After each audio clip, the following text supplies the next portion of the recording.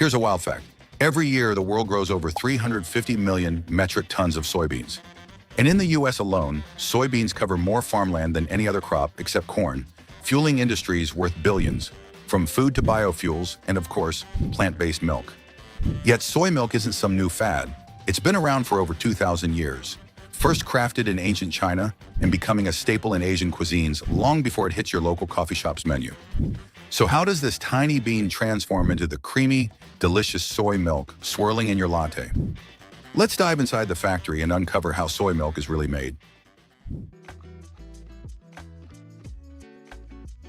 It all begins in vast fields stretching under open skies, where millions of tiny soybeans grow on vibrant green plants about 2 to 3 feet tall. Soybeans are warm-season crops that love sunshine and thrive in well-drained, fertile soil. They're planted in spring, once the danger of frost has passed, and take about 3 to 5 months to mature, depending on the climate and variety. As the plants grow, they develop fuzzy pods filled with small, round beans. These pods start out bright green, then slowly turn yellow and dry out as summer fades to fall. That's the signal that harvest time is near. Modern soybean farming uses technology like GPS-guided tractors, soil sensors, and even drones to monitor crop health, water levels, and nutrient needs. This helps farmers produce high-quality beans efficiently and sustainably. Once the soybeans reach the perfect dryness, usually around 13% moisture, they're harvested using massive combine harvesters. These machines cut the plants, separate the beans from the pods, and collect the beans into large storage tanks ready for cleaning and processing. But even though they're harvested in the field, these tiny beans are just at the start of their journey to becoming delicious, creamy soy milk. Once harvested, the soybeans head off to the factory, arriving in huge trucks or train cars, sometimes carrying thousands of pounds at a time. But before these beans can become soy milk, they need a serious cleanup. Even the best harvest brings along a few unwanted guests, like bits of stems, tiny stones, dust, and leftover pods. So the first step in the factory is cleaning. The soybeans travel along conveyor belts into a series of high-tech machines designed to shake, blow, and sift out impurities. First, powerful air jets blow away lighter debris like dust and leaves. Next, vibrating screens separate out larger objects and anything that's not the right size. Then magnetic separators come into play. These machines pull out any stray metal pieces that might have ended up in the load from farm equipment or transport. After cleaning, the soybeans are carefully sorted by size and quality. Uniformity is key because beans of different sizes can soak and cook unevenly later in the process.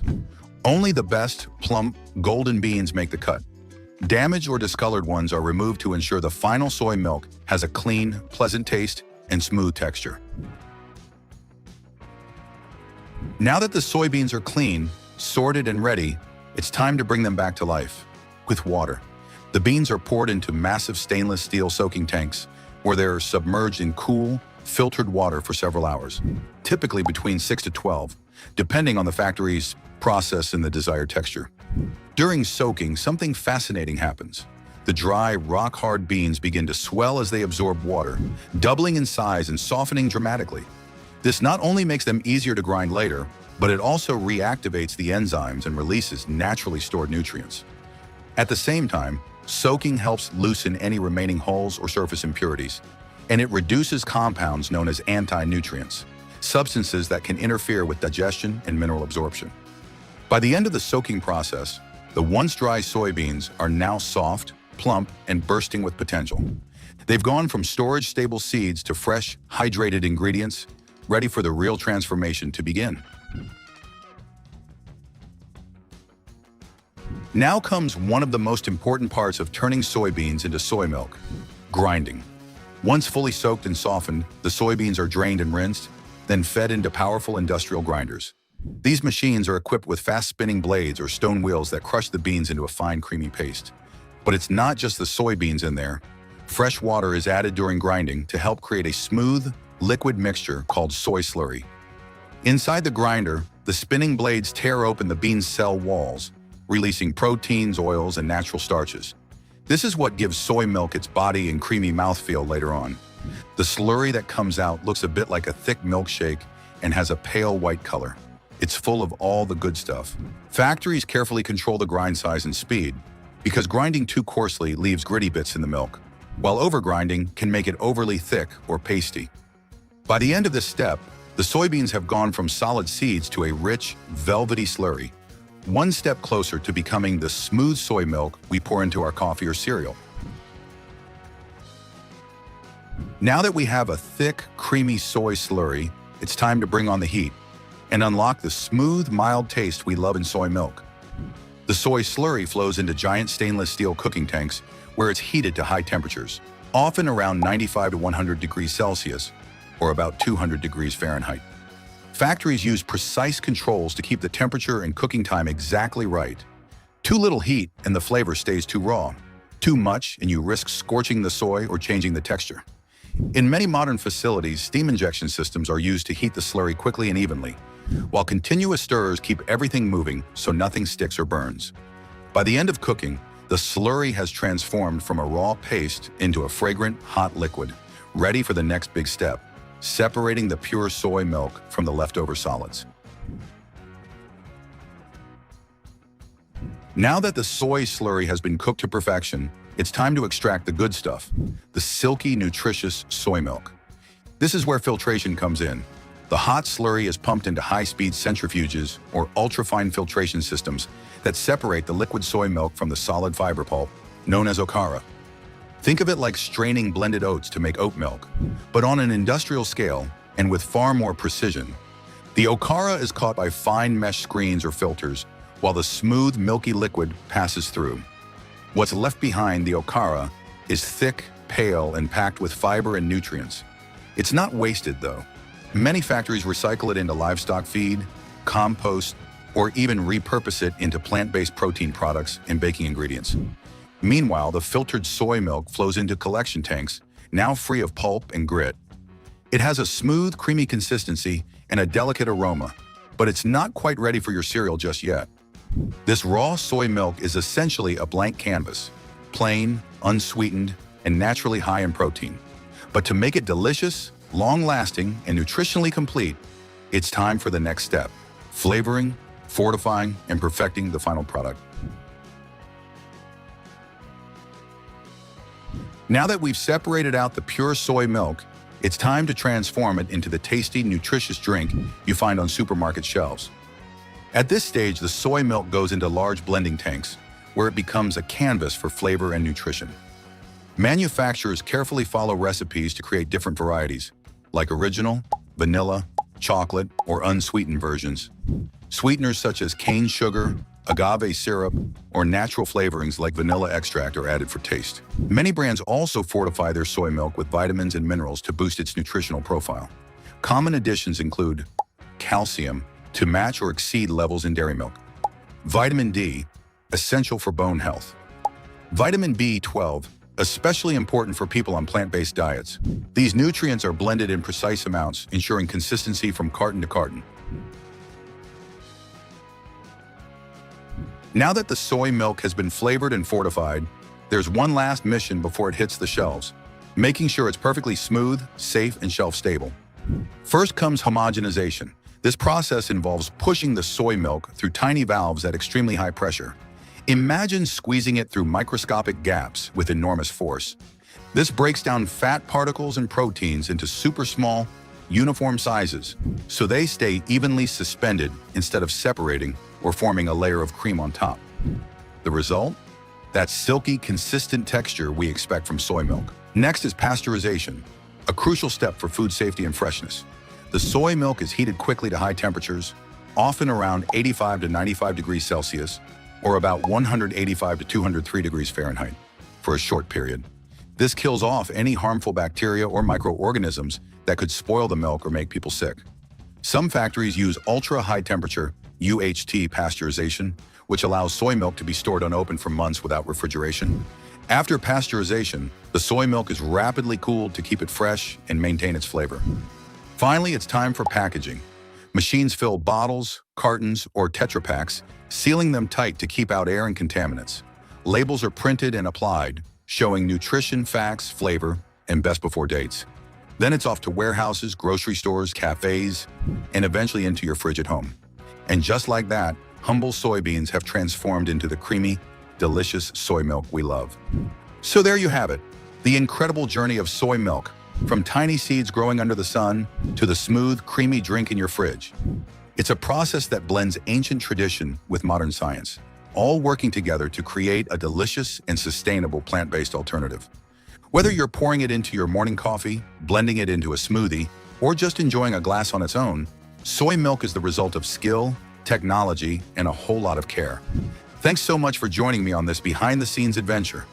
If you enjoyed learning how soy milk is made, give this video a thumbs up, subscribe for more fascinating food journeys, and hit the bell so you never miss an episode. See you in the next episode.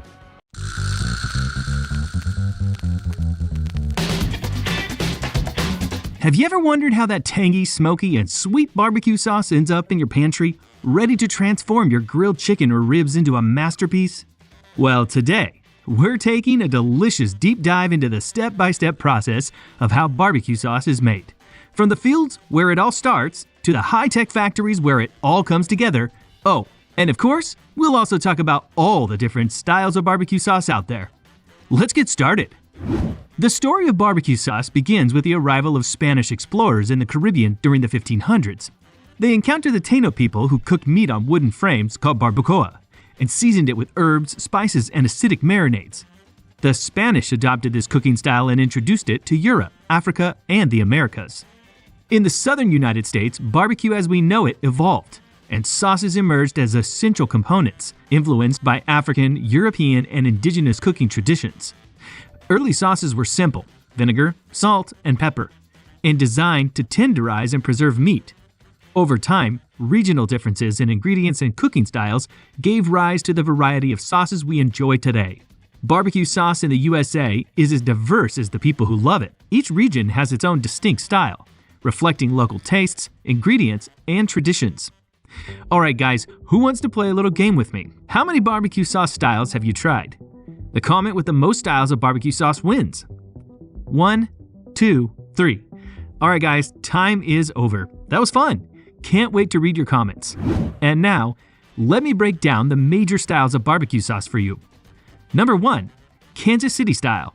Kansas City is the barbecue sauce superstar, and its style is the most popular across the country. The sauce is thick, rich, and sweet, thanks to molasses and brown sugar. It clings beautifully to ribs, brisket, and just about anything else you throw on the grill. A touch of smoke is key to its flavor profile, and it's often slathered on during the last stages of grilling to caramelize into a glossy finish. Texas style. Texas barbecue sauce varies depending on the region, but it's always about enhancing the meat, not overpowering it. Alabama white sauce. This unique barbecue sauce was created by Bob Gibson in Decatur, Alabama in the 1920s. Unlike tomato or vinegar-based sauces, this one is mayo-based. It's famously used as a finishing sauce for smoked chicken, adding a creamy, tangy kick. Pro tip: it also doubles as a great salad dressing or dip. Kentucky black barbecue sauce. This lesser-known sauce is famous in the Owensboro area, where mutton, yes, mutton, is the barbecue meat of choice. Kentucky black barbecue sauce is thin and dark thanks to Worcestershire sauce and pairs beautifully with the gamey flavor of smoked mutton. Georgia style. Georgia barbecue sauce is heavily influenced by Kansas City style, but with a local twist. Peaches. Some recipes incorporate peach preserves, or fresh peaches, giving the sauce a fruity undertone that pairs beautifully with pork. Wow, that was a lot, right? But as already said, barbecue styles are as many as the people who love it. Now, before we start the actual barbecue sauce production tour, I'd kindly ask you for a favor. We are putting our utmost effort into the videos for you, and your support is crucial for the growth of our channel. We would love creating more fascinating food discovery videos for you, so please like our videos and subscribe to our channel. Every great barbecue sauce starts with its base ingredients, and for most recipes that means tomatoes. In the early morning, farmers head out to harvest perfectly ripe, juicy tomatoes. These little red gems are grown in regions with the perfect combination of sunlight and soil, like California or Italy. Tomatoes destined for barbecue sauce are typically paste varieties, like Roma tomatoes, because of their rich flavor and low water content. After they're picked, the tomatoes are quickly loaded onto trucks and rushed to the processing plant. But tomatoes are just the beginning. A great barbecue sauce needs more than a dozen ingredients to hit that perfect balance of sweet, tangy, smoky, and spicy. Factories carefully source everything. Molasses for that deep sweetness, vinegar for tang, spices like paprika and cayenne for heat, and even liquid smoke for that signature barbecue flavor. When the tomatoes and other ingredients arrive at the factory, it's time for the magic to happen. The first step? Quality control. Every batch of tomatoes is checked for ripeness, color, and even aroma. The same goes for spices, vinegar, and sweeteners. Everything is inspected and approved before it moves further down the line. The first stop for our tomatoes is the washing station. Jets of water blast away any dirt or debris, leaving the tomatoes squeaky clean. Next, they're sent into a dicer, where they're chopped into tiny pieces. These diced tomatoes are then pureed into a thick, smooth paste. This is done using industrial blenders that can handle thousands of pounds of tomatoes at once. And if you're wondering what happens to the seeds and skins, those are separated out during the process and often repurposed for compost or animal feed. Now comes the heart of the process, cooking the sauce. The tomato puree is pumped into gigantic kettles, each capable of holding hundreds of gallons. Each ingredient is carefully measured and added to the mix. Molasses gives the sauce its sweetness, vinegar adds a sharp tang, and a blend of spices creates that smoky, zesty kick we all love. Liquid smoke is also added here. Just a small amount goes a long way in delivering that classic barbecue flavor. Once everything is in, the kettles are heated and the sauce is cooked low and slow. Before the sauce moves on to bottling, it undergoes rigorous testing. Technicians in the lab check the sauce for flavor, texture, and even color. The goal is to make sure every batch tastes exactly the same, whether it's a bottle you buy today or one you grab a year from now. They'll even test for viscosity. That's a fancy word for how thick or runny the sauce is. Too thick, and it won't pour out of the bottle. Too thin, and it won't cling to your ribs. Once the sauce gets the thumbs up from the quality control team, it's time to bottle it up. The sauce is pumped into the bottles at just the right temperature to prevent bacteria growth while preserving the flavor. Next, the bottles are capped, sealed, and labeled. Each label is applied with precision so every bottle looks as good as the sauce inside tastes. The finished bottles are packed into boxes, which are then loaded onto pallets. From here, they're shipped to grocery stores, restaurants, and barbecue joints around the world. And that's how barbecue sauce goes from fresh tomatoes in the field to a delicious bottle in your kitchen. I hope you enjoyed this saucy journey as much as I did. If you loved this video, hit that like button, subscribe to our channel, and let us know in the comments. What's your favorite way to use barbecue sauce? Until next time at Factory View, happy grilling! These golden, crispy nuggets have become a staple for fast food lovers worldwide. But have you ever wondered how they go from farm to fryer and into your hands? This is how McDonald's chicken nuggets are made. The story of McDonald's chicken nuggets began in the late 1970s, when the fast food giant wanted to offer more than just burgers and fries. McDonald's needed something new that would appeal to everyone, especially families and kids. Chef René Arend, a culinary expert from Luxembourg who joined McDonald's in 1976, was tasked with creating a game-changing menu item. In 1983, his creation, Chicken McNuggets, hit the menu and became an instant sensation, often selling out within hours. Over time, McNuggets have evolved to meet customer demands. Originally made with mechanically separated chicken, they switched to 100% white meat chicken in the early 2000s. Now made without artificial preservatives, flavors, or colors, McNuggets continue to be a favorite for millions. The journey of a chicken McNugget starts on the farm, where McDonald's selects chickens that meet strict quality standards. These chickens come from suppliers like Tyson Foods, one of the largest poultry producers. All the chicken meat used is inspected by the USDA to ensure it meets high health and quality standards. These chickens are raised in controlled environments to keep them healthy, which is important for the quality of the nuggets. When the chickens are fully grown, they are sent to processing plants, where the best parts of the chicken, like the breasts, tenderloins, and rib meat, are selected. These parts are chosen because they are tender, flavorful, and nutritious. At the processing plant, machines help with the deboning process, making it precise and efficient. Workers carefully remove the drumsticks, wings, thighs, and skin, focusing on the prime breast meat and tenderloins. The skin, though removed at first, is later added back in small amounts to enhance the flavor and juiciness of the nuggets. The remaining parts of the chicken are used in other products to reduce waste. After the best cuts of chicken are selected, they are ground into a coarse mixture. This texture is important for giving McNuggets their meaty bite. The ground chicken is then mixed with a blend of seasonings, spices, and a portion of chicken skin to add flavor and moisture. Ingredients like water, flour, starches, and natural flavorings like rosemary extract, which acts as a preservative, are added to the mixture. This blend ensures that each nugget is tasty and has the right texture. This step is closely watched to make sure every batch is the same, which is important for making sure every McNugget tastes just right, no matter where it's served. McDonald's Chicken McNuggets are known for their distinct shapes: the ball, the bell, the boot, and the bow tie. These shapes aren't just for fun, they help the nuggets cook evenly. The chicken mixture is put into a shaping machine where it's flattened and cut into the familiar nugget shapes. These shapes are made using molds that ensure each nugget is the same size and shape, which is important for consistent cooking. After the nuggets are shaped, they move on to getting their famous crispy coating. This is where the nuggets get dipped and coated to create that crunchy outside we all love. The nuggets are first dipped in a thin batter that helps the breading stick. Then, they go through a machine that evenly covers them in the breading. The breading mix is made from wheat flour, corn flour, starches, and some other ingredients that give the nuggets their unique texture. Next, the nuggets get coated with a thicker tempura batter. This layer is what makes them extra crispy when they're cooked. The tempura batter is made from a mix of flour, corn flour, and other ingredients that ensure each nugget has the right crunch. Once the nuggets are fully coated, they move on to the par frying. This step partially cooks the nuggets in hot oil for just a few seconds.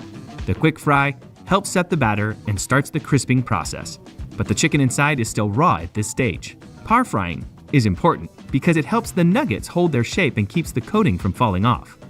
It also locks in the flavor and moisture so the nuggets stay juicy. After par frying, the nuggets are taken out of the oil and cooled down on a conveyor belt. After the nuggets have been par fried, they go through quick freezing.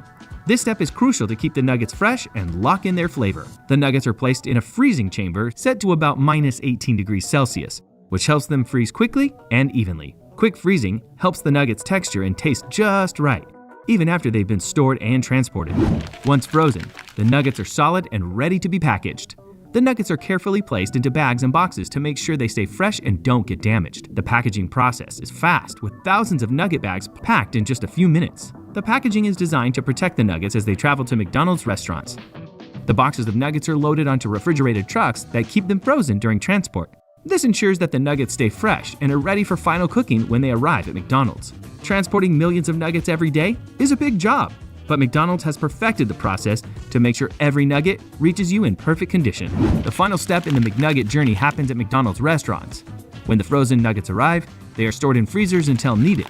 When you place your order, the nuggets are thawed and then fried.